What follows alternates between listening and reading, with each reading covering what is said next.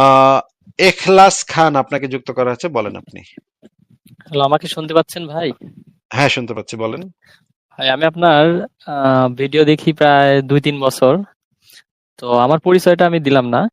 তো আমার কি একটা প্রশ্ন হচ্ছে যে আপনি দাসী প্রথা নিয়ে আপনার অনেক ভিডিও দেখছি, অনেক আলোচনা দেখেছি।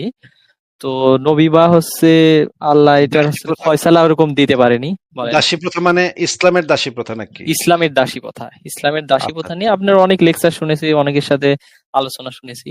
তো আমার কোশ্চেন হচ্ছে যে ওইটা যে গনিমতের মাল আপনি যেভাবে উল্লেখ করেন যে গনিমতের মাল, ওইটা হচ্ছে করতে পারে না, মানে ওইটা আসলে উচিত না এরকম আপনার দৃষ্টিতে বা বিভিন্ন নাস্তিকদের দৃষ্টিতে। তো আমার কথা হচ্ছে যে আচ্ছা, ওয়েট নবী। ওয়েট ওয়েট বলেন, wait wait wait wait wait wait বলেন, বলেন।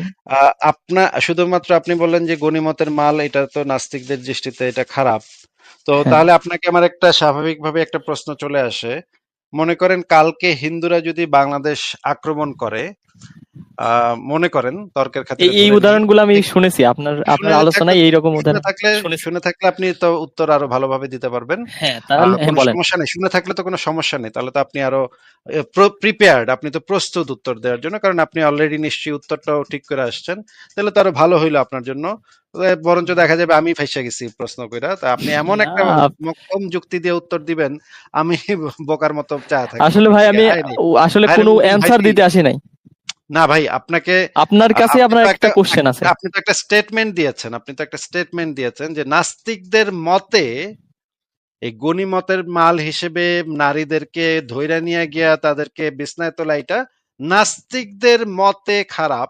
আমি এইটা প্রমাণ করব আগে যে এটা নাস্তিকদের মতে খারাপ না, এটা যে কোনো মানবিক মানুষের মতে, যে কোনো সুস্থ স্বাভাবিক মানুষের মতে, যে কোনো সেন্সিবল মানুষের মতে, যে কোনো জ্ঞানী মানুষের মতে, যে কোনো সভ্য মানুষের মতে এটা একটা খারাপ প্রথা।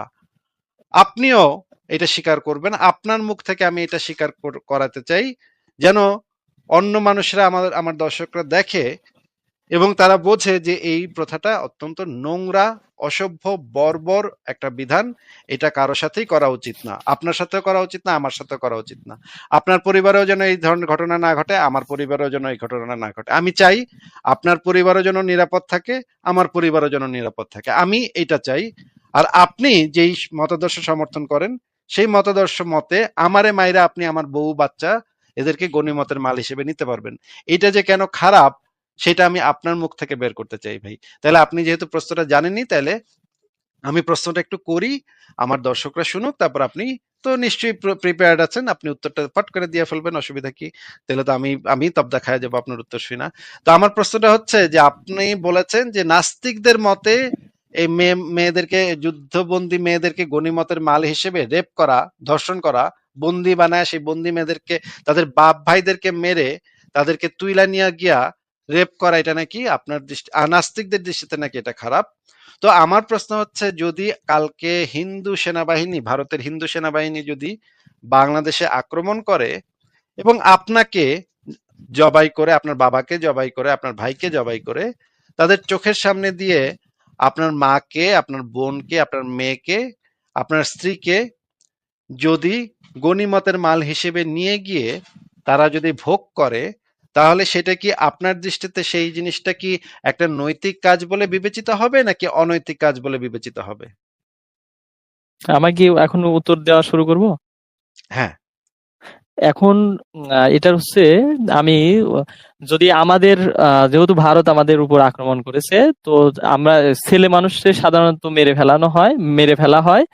আর হচ্ছে যে নারীগুলো আছে তাদেরকে মেরেও ফেলতে পারে, বা হচ্ছে দাসী হিসেবে তারা ভোগ করতে, আপনি যে শব্দগুলো ইউজ করেন যে ভোগ করতে পারবে, গনিমতের মাল হিসেবে ইউজ করতে পারবে, এইটার চেয়ে ভাই আর ভাই, এই কোনো শব্দ ভালো। ভাই বলেন, ভাই বলেন, ভাই বলেন। হ্যাঁ, ভাই, বলেন। এটা তো আমি বারবার ইউজ করি, কি এটাকে ইসলামের বিধানের ভিতরে আছে, গনিমতের মাল আচ্ছা, হিসেবে আচ্ছা, এটা মেয়েদেরকে নেয়, ইসলামের বিধান অনুসারে আছে।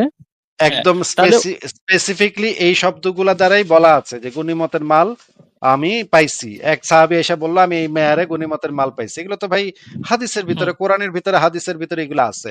এগুলো তো হুম আমার বানানো শব্দ না। আপনি এমন ভাবে বলতেছেন নাস্তিক আসিফ এই শব্দগুলা বসে বসে বানাইছে, বানায় আমাগো ইসলাম রে নিয়া কটুক্তি করতেছে। হ্যাঁ, নাস্তিক আসিফ এত খারাপ, এত দুষ্টু, সে গনিমতের, ওইভাবে কথা এগুলো তো বলে লাভ আমাকে, নাই ভাই, এগুলো তো ওইসব কথা আমাকে বলে লাভ ধর্মের নেই, ভিতরে আমার নাই ভাই, অ্যান্সার দিতে দেন, আপনি এগুলো তো ওইসব আমার কথা বলে ধর্মের, বাদ দেন। এগুলো তো আমাকে ধর্মের ভিতরে নাই ভাই। এগুলো ওরকম নাস্তিক কটূক্তি আসিফ বসে ওরকম বসে করে কথা বলে লাভ নেই, সারাদিন, আমি অ্যান্সার দিছি, সারাদিন আপনি বসে বসে, শুনেন। ভাই আপনাকে তাহলে একটু মিউট করে কথা বলে নি, আপনি কথার মাঝখানে কথা বলতেছেন। আপনি এমন ভাবে কথা বলতেছেন এই গনিমতের মাল, মেয়েদেরকে মাল হিসেবে আপনারা ট্রিট করেন। আপনারা মনে করেন মেয়েরা হইতেছে মাল, গনিমতের মাল। কাফের মেয়েরা হচ্ছে আপনাদের কাছে গনিমতের মাল। তাদেরকে ধরতে পারলে, আপনারা পাইলে, আপনারা গাজওয়াতুল হিন্দ করতে চান। বা আমি দেখলাম পাকিস্তানের মুমিনেরা গাজওয়াতুল হিন্দের স্বপ্ন দেখতেছে এবং বসে বসে হিসাব করতেছে। ওই তুই কোনটারে লইবি রে গনিমতের মাল হিসেবে? একজন কয় আমি মাধুরী দীক্ষিত রে লইমু, আরেকজন ওই তুই কি কারে নিবি রে? আমি ভাই ক্যাটরিনা রে নিমু। আমি মানে কাফের করে হিন্দু কাফের গুলারে মারতে পারলে ওগো ক্যাটরিনা কাইফরে আমি গনিমতের মাল হিসেবে লয় আমু, বাড়িতে লয় আমু। তুই কোনটারে লইবি ভাই? হ্যাঁ, এইভাবে আমি দেখলাম পাকিস্তানের মুমিনেরা ভাগাভাগি শুরু করছে অলরেডি, যে ভারতের সাথে যুদ্ধ হইলে কে কারে গনিমতের মাল নিব সেটা ভাগাভাগি করতেছে। কত চমৎকার, কত, এবং সেগুলো দাঁড়িয়ালা, এক একটা দাঁড়িয়ালা হুজুর, আমার কাছে এই ভিডিওগুলো আছে, আমি আস্তে আস্তে সেই ভিডিওগুলো দিব একটা একটা করে, যে দাঁড়িয়ালা হুজুরগুলা এইভাবে বৈশা বৈশা তেল মাখতাছে যে আমি কবে মাধুরী দীক্ষিত গনিমতের মাল হিসেবে আনতে পারবো, আইনা বিছনায় তুলতে পারবো। ওয়াও! কখন বলা এইগুলো শুরু হয়তো, করবো বলেন ভাই আমার। এগুলো হইতেছে, ভাই কথার মাঝখানে কথা বলেন না, তাহলে কখনোই কথা বলা শুরু করতে পারবেন না। যদি কথার মাঝখানে কথা বলেন তাহলে কখনোই কথা বলতে শুরু করতে পারবেন না। আপনারা হচ্ছেন সেই জাতিগোষ্ঠী যারা এই কাম করেন, মেয়েদেরকে গনিমতের মাল হিসেবে আইনা তাদেরকে রেপ করেন আপনারা। ছি ছি ছি ছি ছি। এবং এমন ভাবে বলতেছেন যে আপনারা যে শব্দটা ব্যবহার করেন, আপনার, আরে গনিমতের মাল তো আপনাদের ধর্মের ভিতরে আছে, হাদিসের ভিতরে পরিষ্কার ভাবে পই পই করে লেখা আছে। আপনাকে আবারও জিজ্ঞেস করছি যে যদি হিন্দুরা যদি আপনার সাথে একই বিধান আপনার উপরে চালায়, আপনার মা বোনকে আপনাদের লাশের উপর দিয়ে গিয়ে নিয়ে তারপর যদি বিছনায় তোলে, আপনার মা জানে যে তার সন্তানকে এই সেনাবাহিনীর সদস্যটা খুন করেছে, জবাই করে তার চোখের সামনে।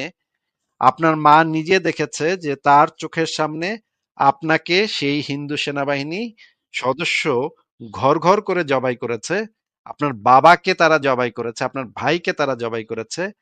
সেই লাশের উপর দিয়ে আপনার মাকে তারা তুলে নিয়ে গেছে এবং আপনার মাকে তখন বলা হইল যে যেই লোকটা তার স্বামীকে, তার দুই ছেলেকে তার চোখের সামনে জবাই করছে সেই লোকটার সাথে এখন শুইতে হবে, সেই লোকটার সাথে এখন বিছানায় যেতে হবে।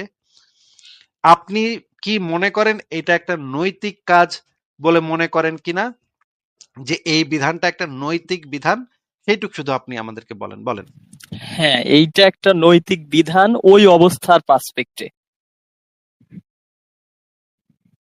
আমি কি এই ওয়াও! বিষয়ে আরেকটু বলতে পারবো? ওয়াও! তাহলে তো আপনার মাকে যদি এই কাজটা করা হয় তাহলে তো আপনার কোনো এখানে কোনো আপত্তি নেই। যে হ্যাঁ, ঠিকই আছে আপত্তি থাকবে হিন্দু। কিভাবে? ওইটা ওই পার্সপেক্টে, ওইটা আমার মা বা হচ্ছে আমার বোনরা বা আমার আদার্স যাদের মেরেছে, ওই নারী এবং বোন বা তাদের নিয়ে গেছে গনিমতের মাল বা ভোগ করা, আপনি যাই বলেন, বা সবাই যাই বলে, ইসলামিক স্কলাররা যাই বলে, ওইটা ওইটার স্যার আপডেট একটা মেথড দেখান আপনি, যে এই প্রসেসে ভাই এটার থেকে এই আর কোনো কাজ না আপডেট করে, মেথড নাই। এটার স্যার একটা আপডেট মেথড আপনার কাছে, এইটাই আমার আজকের জয়েন হওয়ার কোশ্চেন ছিল, যে আচ্ছা। ভাই এই ওয়ে এটার ছাড়া থেকে আর আপডেট, কোন ওয়ে এটার আছে? থেকে, এটার থেকে আপডেট আর কোনো মেথড নাই। ওইটা আপনি একটু আমার জানা না, এটাই আমার আজকের প্রশ্ন। আমি আপনার যদিও আমাকে ভালোভাবে বলতে দিলেন না, তাও আপনি এইটাই অ্যান্সার দেন, যে আচ্ছা। ইকলাস ভাই এই একটা মেথড আছে যে এইরকম করা যেতে পারে, যে পুরুষদের সবাইকে মেরে ফেলেছে, এই গনিমতের মাল হিসেবে ভোগ না করে এই একটা মেথড থাকতে পারতো, যেটা নবী বা আহ আল্লাহ হচ্ছে এই বিধানটাও তো দিতে পারতো, এরকম একটা আমাকে একটু বলেন, দেখে আমার আচ্ছা, একটু এর জানার থেকে আর ইচ্ছা। কোনো ভালো বিধান নেই। আপনি কি ভাই পড়ালেখা করছেন কখনো? আমি মানে পড়ালেখা স্কুলে, করেছি, আমি ইউনিভার্সিটি আমি গেছেন? পরিচয় দিচ্ছি না, আমি এক ইউনিভার্সিটি, পাবলিক ইউনিভার্সিটিতে পড়াশোনা করতেছি। ওয়াও! আপনি কখনো জেনেভা কনভেনশন বা আন্তর্জাতিক মানবাধিকার সনদ এগুলার নাম শুনেছেন? আমি এগুলোর নাম শুনেছি, তবে এগুলো রুলস বা এগুলো সম্পর্কে আমার কোনো ধারণা নেই। আমি কেমিস্ট্রিতে পড়াশোনা করি। কিন্তু জেনেভা কনভেনশন এবং আন্তর্জাতিক মানবাধিকার সনদ এইগুলা তো সারা পৃথিবীর মানুষ, আমি তো সেটা একদম স্কুলে থাকতে পড়ছি, আপনি ইউনিভার্সিটিতে উঠছেন এখনো পড়েন। আচ্ছা ঠিক আছে, যাই হোক, এটা আপনি বলেন। পড়েন নাই। কিন্তু সংশয় ডট কমে তো কখনো ঢুকছেন নাকি? সংশয় ডট কমে এটা দেয়া সংশয় আছে। ডট কমে একবার ঢোকা হয়েছিল, তবে হচ্ছে আমি আপনার ইউটিউব ভিডিও বা ফেসবুক থেকে প্রায় 3 বছর একটানা ভিডিও দেখি, এমন কোনো দিন নাই যে আপনার ভিডিও আমি দেখি না। আমি ঠিক পড়তে আছে, বসলে আপনি হয়তো যদি বাড়ির কাছে। বলেন। সংশয় ডট কমেও যদি আপনি ঢুকতেন এবং ঢুকে যদি একটু চেক করতেন এই হ্যাঁ। জিনিসটা, সংশয় ডট কমে সংশয় ডট কমে এই বিষয়ে কি লেখা আছে, সংশয় ডট কমে যে জেনেভা কনভেনশন এবং আন্তর্জাতিক মানবাধিকার সনদ দেয়া আছে, সেইটাও যদি আপনি আন্তর্জাতিক মানবাধিকারের সার্বজনীন ঘোষণাপত্র, জেনেভা কনভেনশন, একদম প্রথম এই যে জ্ঞানকোষ পাতাটার প্রথমে এই জিনিসটা দেয়া আছে। আমরা একটু জেনেভা কনভেনশনে ঢুকি, দেখি জেনেভা কনভেনশনের কি লেখা আছে। জেনেভা কনভেনশন এখানে অনেকটা বড় অংশ দেয়া আছে। হুম। এই জেনেভা কনভেনশনের অনুসারে দেখেন এখানে যে জিনিসগুলো বলা আছে, যেটা হচ্ছে এই জেনেভা কনভেনশনের প্রথম জেনেভা কনভেনশন হয় 1864 সালে, দ্বিতীয় হয় 1906 সালে, তৃতীয় হয় হচ্ছে 1929 সালে, এবং চতুর্থ জেনেভা কনভেনশন হয় 1949 সালে। এখন পর্যন্ত এই যে 49 সালের যে কনভেনশনটা হয়েছে সেটা এখন পর্যন্ত বলবৎ আছে, এবং সারা পৃথিবীর সমস্ত রাষ্ট্র যারা যুদ্ধ করে একজন আরেকজনের সাথে, তারা এই কনভেনশন মেনে চলতে বাধ্য থাকবে। যদি কেউ এই মানে লঙ্ঘন করে, তাহলে তাদের বিরুদ্ধে আন্তর্জাতিক মানবাধিকার আইনে তাদের বিরুদ্ধে মামলা করা যায়। যদি আপনি না জেনে থাকেন, গণহত্যা এবং মানবতার বিরুদ্ধে অপরাধ, এই অপরাধে তাদের বিরুদ্ধে মামলা করা যায় যদি এই রুলগুলা তারা ফলো না করে। এই কনভেনশনে কি লেখা আছে আমরা একটু দেখি পড়ি। কনভেনশনের যে তৃতীয় ধারা 3-এ বলা আছে, যখন কোনো সংঘর্ষ আন্তর্জাতিক আইনের অধীনে স্বীকৃত হবে না, তখন প্রত্যেকটি দলের ন্যূনতম নিরাপত্তার অধিকার থাকবে। মানে প্রত্যেকটা দলের ন্যূনতম নিরাপত্তার অধিকার থাকবে। যেমন বেসামরিক ব্যক্তি বা যারা যোদ্ধা নয়, অস্ত্র পরিত্যাগকারী সৈন্য এবং ওই সমস্ত সৈন্য যারা আহত বা রোগাক্রান্তের কারণে যুদ্ধ থেকে বিরত।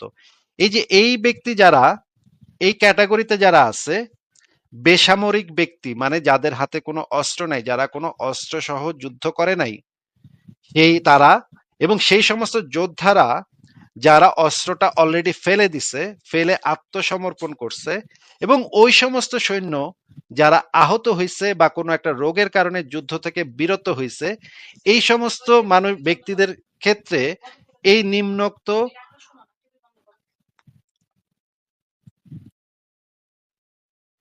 এই শুনতে সমস্ত পাচ্ছি। ব্যক্তিদের হ্যাঁ, ক্ষেত্রে বলেন। এই নিম্নোক্ত আইনগুলা, নিম্নোক্ত বিধানগুলা প্রযোজ্য হবে। এখানে লেখা আছে, ব্যক্তি ও জীবনের প্রতি সহিংসতামূলক আচরণ, বিশেষ ধরনের সকল ধরনের হত্যা, শারীরিক নির্যাতন, অমানবিক চিকিৎসা পদ্ধতি এবং নির্যাতন, এটা বন্ধ করতে হবে। তাদেরকে জিম্মি করে রাখা যাবে না। ব্যক্তি মর্যাদা এবং অমানবিক আচরণ, অমানবিক চিকিৎসা প্রদান করা যাবে না। মৃত্যুদণ্ড প্রদান করা যাবে না। বিচার বহির্ভূত অবস্থায় শাস্তি কার্যকর করা যাবে না। যুদ্ধকালীন অবস্থায় সাধারণ জনগণের নিরাপত্তা ও রক্ষণ। এই যুদ্ধকালীন সময় কোনো জাতি, বর্ণ, ধর্ম, গোষ্ঠীর প্রতি কোনো বৈষম্য প্রদর্শন করা যাবে না। এটা হচ্ছে ধারা 13-তে বলা আছে। ধারা 32-এ বলা আছে, কোনো আশ্রিত ব্যক্তিকে সামষ্টিক অপরাধ মানে কালেকটিভ পানিশমেন্ট, এটাকে ইংরেজিতে বলা হয় কালেকটিভ পানিশমেন্ট, যেটার অভিযোগ এখন ইসরায়েলের বিরুদ্ধে করা হচ্ছে। কালেকটিভ পানিশমেন্ট নাকি তারা দিচ্ছে, কিন্তু ইসরায়েলের বিরুদ্ধে এরকম কোনো প্রমাণ এখন পর্যন্ত কালেকটিভ পানিশমেন্টের কোনো প্রমাণ পাওয়া যায় নাই। এই কনভেনশনের ধারা 33-এ বলা আছে, কোনো আশ্রিত ব্যক্তিকে সামষ্টিক অপরাধ, এমনকি ব্যক্তিগত অপরাধের জন্য শাস্তি প্রদান করা যাবে না। সমন্বিত শাস্তি এবং এর মধ্যে ত্রাস সৃষ্টিকারী ও সন্ত্রাসীমূলক আচরণ তাদের সাথে করা যাবে না। লুটতরাজ নিষিদ্ধ এবং জীবন ও সম্পত্তির বিরুদ্ধে প্রতিশোধমূলক আচরণ করা যাবে না। আরো বলা আছে, জেনেভা কনভেনশনের এই জিনিসগুলো বাস্তবায়ন করতে হবে। এবং এই জায়গাতে এই যে জীবনের প্রতি জিম্মি করে রাখা, এই ক্যাটাগরির ভিতরে ধর্ষণটাও ইনক্লুডেড। ধর্ষণটা এখানে এই জেনেভা কনভেনশনে সরাসরি বলা নাই, কিন্তু যে কোনো এই জিনিস এইখানে এইটার ব্যাখ্যাতে, এই জেনেভা কনভেনশনের ব্যাখ্যাতে এটা বলা আছে, কোনো বন্দি মানুষ যখন বন্দি অবস্থাতে থাকে, তখন তাদের উপরে, যারা তাদেরকে বন্দি করেছে, তাদেরকে সামান্যতম যৌন আচরণও তারা করতে পারবে না। কারণ কি? কারণ হচ্ছে তারা যেহেতু সেই মানে মেয়েদেরকে বা ছেলেদেরকে বন্দি করেছে, বন্দি অবস্থায় তারা অসহায়, তারা আর যৌন কাজে সম্মতি দেওয়ার মতো পরিস্থিতিতে তারা যেহেতু নাই, সেহেতু তাদের সাথে যে কোনো যৌন আচরণ ধর্ষণ ক্যাটাগরির ভিতরে অন্তর্ভুক্ত হবে। এবং কেউ যদি এই কাজটা করে, কারণ হচ্ছে দেখেন, একটা সেনাবাহিনী, তাদের কাছে অস্ত্র আছে, তারা একটা এলাকায় গেল, গিয়া সেখানে পুরুষদেরকে মারলো, মেয়েদেরকে বন্দি করে আনলো। সেই বন্দি মেয়েরা তখন বন্দি অবস্থায় আছে, এবং এই বন্দি অবস্থাটা হচ্ছে একটা মানসিক ট্রমার মধ্যে মানুষকে নিয়ে যায়। যে ট্রমার মধ্যে পড়লে মানুষ কখন তাদের আত্মীয় স্বজন, পাড়া প্রতিবেশী, ভাই, স্বামী, পিতা, এরা সবাই একটু আগে মারা গেছে। এই রকমের একটা পরিস্থিতিতে একটা মেয়ের উপরে যে ট্রমা হয়, একটা মেয়ের যে মানসিক সমস্যা হয়, মানসিক কষ্ট হয়, এই কষ্টের ভিতরে তাকে যদি আবার, সে তখন সম্মতি দেওয়ার মতো পরিস্থিতিতে থাকে না, সে তখন এই পাওয়ারটা হোল্ড করে না যে সে একটা যৌন কাজে সে সম্মতি জ্ঞাপন করবে।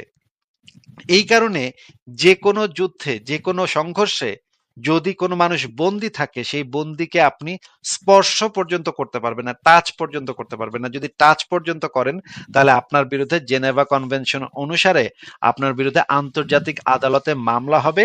এবং আরো একটা জিনিস আছে, যেটা হচ্ছে আন্তর্জাতিক মানবাধিকার সনদ, সেখানেও এই জিনিসটা বলা আছে। আমরা একটু আন্তর্জাতিক মানবাধিকার সনদটা যদি পড়ি, মানবাধিকার সার্বজনীন ঘোষণাপত্র, এখানেও এই জিনিসটা বলা আছে যে কাউকে দাসে পরিণত করা যাবে না। প্রত্যেক মানুষ, এটার যে প্রথম যে ধারাটা, প্রথম ধারাটাই হচ্ছে কি, এই যে আন্তর্জাতিক মানবাধিকার সনদের প্রথম ধারাটা হচ্ছে সমস্ত মানুষ স্বাধীনভাবে সমান মর্যাদা এবং অধিকার নিয়ে জন্মগ্রহণ করে, তাদের বিবেক বুদ্ধি আছে, একে অপরের প্রতি ভ্রাতৃত্বসুলভ মনোভাব নিয়ে আচরণ করা উচিত। এইটাতেই যে জিনিসটা বলা আছে, এটার ব্যাখ্যাতে যেটা বলা আছে, সেটা হচ্ছে কোনো মানুষকে কখনোই দাসে পরিণত করা যাবে না। প্রত্যেক মানুষের নিজের, এই যে দেখেন ধারা 4-এ এই জিনিসটা আরো ভালোভাবে আছে, কাউকে অধীনতা বা দাসত্বে আবদ্ধ করা যাবে না, সকল প্রকার কৃতদাস প্রথা এবং দাস ব্যবসা নিষিদ্ধ করা হবে। এই যে এই মানুষদেরকে কৃতদাসে পরিণত করা যাবে না, তাদেরকে কেনাবেচা করা যাবে না, মানুষ, তারা গরু ছাগল না, তাদেরকে কেনাবেচা করা যাবে না। আমি নিশ্চিত আপনার মাকে যদি একটা হিন্দু সেনাবাহিনীর সদস্য 5 দিন রেপ করার পরে যদি বাজারে নিয়ে বিক্রি করে, একটা মনে করেন খোলা বাজার বসছে, এটি যেটা ইসলামে আছে, ইসলামে হচ্ছে বাজার আছে, দাসের বাজার আছে, সেই খোলা বাজারে বুকের কাপড় ছাড়া আপনার মাকে যদি, আবারও বলছি, বুকের কাপড় ছাড়া, হ্যাঁ, ইসলামে কিন্তু এই দাসীদের জন্য বুকে কাপড় দেওয়াটা বাধ্যতামূলক না। ইখলাস ভাই, আপনি যদি না জেনে থাকেন হ্যাঁ, তাহলে আমি শুনতে আপনাকে পাচ্ছি। রেফারেন্স, হ্যাঁ, আমি এটাও জানি ভাই, আপনি যেটা বললেন না এটাও আমি জানি। মনে করেন বাজারে উঠানো হইলো, তখন হিন্দু ব্যক্তিরা বাজারে আসলো দাসী কিনতে, তারা আপনার মাকে একটু টিপা টুপা দেখলো, ও আচ্ছা, বাজে এটা কথা মাও। ইউজ করা যাবে না ভাই, আমি বাজে কথা ইউজ করা যাবে না, আপনি এমনি আমি সুন্দরভাবে বাজে আলোচনা কথা ইউজ করতেছেন। করছি না, আপনি যেই কথা বলছেন সেটার পরিপ্রেক্ষিতে আমি বলতেছি। আপনার মাকে তো আপনি তো বলেই দিচ্ছেন যে আপনার মাকে যদি এটা এটা করা হয়, তাহলে সেটা আপনার কাছে নৈতিকভাবে খারাপ কিছু না, ঠিকই আছে, অসুবিধা কি? এবং আপনি এটার এটার থেকে বেটার কোনো ওয়ে আপনি, মানে একটা শিক্ষিত মানুষ আপনার কাছে এটার থেকে জানতে বেটার কোনো চাইছি, ওয়ে আপনাকে, আমার জানা ভাই ছিল না এই জন্য ভাই আমি জানতে আপনাকে চাইছি। মিউট করে কথা বলতে হচ্ছে, ভাই মিউট করে কথা বলতে হচ্ছে, আমাকে বলতে দিতে হবে। এইটা তো আপনাকে তো এখন বুঝাইতে হইলে এই জিনিসটা যে কত ভয়ঙ্কর, জিনিসটা যে কত অমানবিক, অসভ্য, এইটা তো ভাই কল্পনা করা যায় না। এই ইসলামের এই বিধানগুলা তো কল্পনাতীত ভয়ঙ্কর, কল্পনাতীত অসভ্য। এই যে আপনি যে বুঝতে পারতেছেন না, এই জন্য আপনাকে আরো ভালোভাবে আপনি যেন একদম রিয়ালাইজ করেন, আপনার অনুভূতি দিয়ে রিয়ালাইজ করেন। সেই জন্য আমি আপনার মায়ের উদাহরণটা দিচ্ছি, যেন আপনি এই জায়গাটা বুঝতে পারেন। যদি আমি কাফের একজন নারীর উদাহরণ দিই, কারণ আপনারা তো মুমিন, আপনারা এই জিনিসগুলো বুঝতে পারবেন না। মনে করবেন কাফের মেয়ে বেটিরে বাজারে তুললে আমরা গেটি পেটে দেহুম, দেখে আমরা কিনুম, অসুবিধা কি, এ তো ভালো সিস্টেম, এটা আপনি ভাববেন। এই কারণে আপনার মায়ের উদাহরণ দিতে হচ্ছে, যেন আপনি এটা রিয়ালাইজ করেন যে একজন মানুষের সাথে এই ঘটনা ঘটলে এটা কেমন লাগে, এটা কল্পনা করতেও কেমন লাগে, এটা যেন আপনি হারে হারে রিয়ালাইজ করেন। এই জন্য আপনার মায়ের উদাহরণটা দিতেছি ভাই। আপনার মায়ের প্রতি আমার বিন্দুমাত্র কোনো অসম্মান নাই, কিন্তু উদাহরণটা দিতে হচ্ছে আপনাকে বোঝাবার জন্য, আপনাদের মতো মুমিনদেরকে বোঝাবার জন্য এই উদাহরণগুলো আমাদেরকে দিতে হয়, নাহলে আপনারা বুঝেন না ভাই। মনে করেন আপনার এই যে হিন্দু যে সেনাবাহিনীর সদস্য 5 দিন আপনার মায়ের কইরা টইরা বাজারে নিয়ে গেল, বুকের কাপড় ছাড়া বাজারে তুললো, বাজারে তুইরা বলল যে এইটার দাম 500 টাকা, 500 টাকা একদম, 500 টাকা একদম, 500 টাকা লইয়া যান ভাই, লইয়া যান, ভালো মাল, ভালো মাল, বাজারে বাজারে আনছি, বিক্রি করতেছি ভালো মাল, দেখালন বুঝালন, টিপালন টিপালন, দেখালন দেখালন, এইভাবে বলতে থাকলো। তখন কয়েকজন হিন্দু ব্যক্তি এসা বললো, ও মালটা তো ভালোই আছে, গায়ে গতরে গোস্ত আছে, চর্বিও তো আছে, দেখি তো একটু টিপ্পা দেখি তো। তারপরে কিছুক্ষণ টিপলো, এই জায়গায় সেই জায়গায় কিছুক্ষণ টিপলো, টিপ্পা টুপ্পা দেখা তারপর বললো যে না কিনুম না, ভাল লাগতেছে না, মুখে মনে হয় গন্ধ আছে।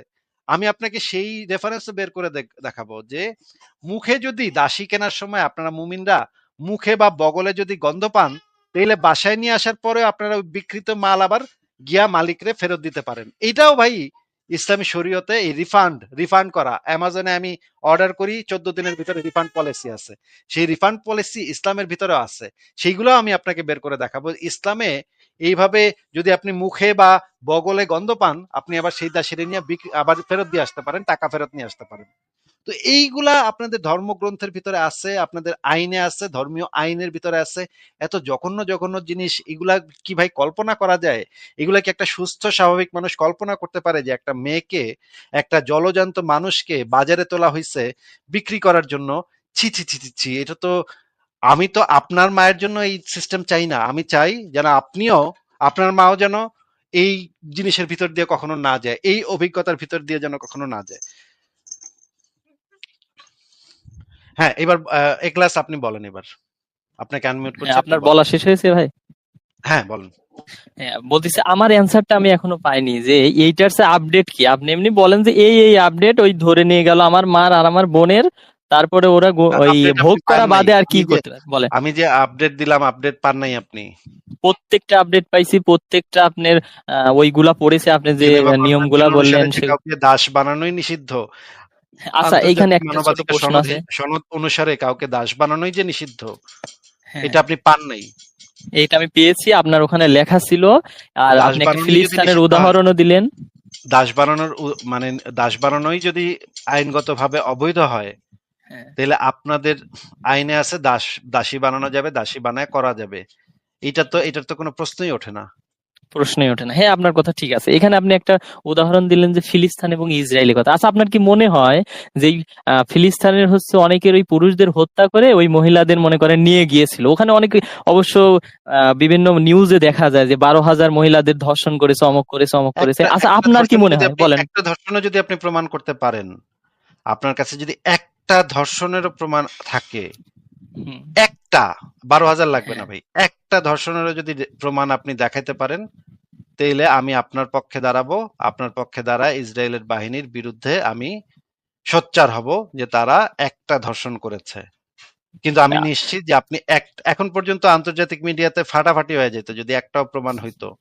একটাও এখন পর্যন্ত কেউ প্রমাণ করতে পারে নাই যে ইসরায়েলের বাহিনী একটা রেপ করেছে একটা মেয়েকে।